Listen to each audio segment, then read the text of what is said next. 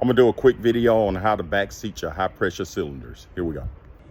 When I started teaching at the college about 12, 13 years ago, I do adjunct teaching, and I was reading through one of the books. It said backseat your oxygen and argon cylinder, your high pressure cylinders.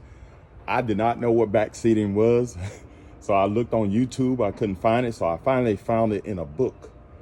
Backseating is, and the reason why you wanna backseat your high pressure cylinders, first what you wanna do is turn it on slow. Don't just turn it on fast. Just turn it on real slow. You'll hear the air coming in. Backseating means to turn it all the way on. And you go on counterclockwise until it stops. What happens, that seal comes up and it backseats and it prevents this from leaking. So if you turn it halfway on, if you got a bad seal in there or something, it could leak. I never seen it happen. So they said always backseat it. So that is what backseating is.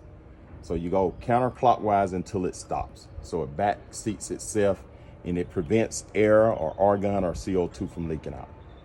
And when you're done with it, turn it clockwise to turn it off. And while we're talking about this, let me throw in a little thing here on your acetylene. Acetylene is dangerous gas.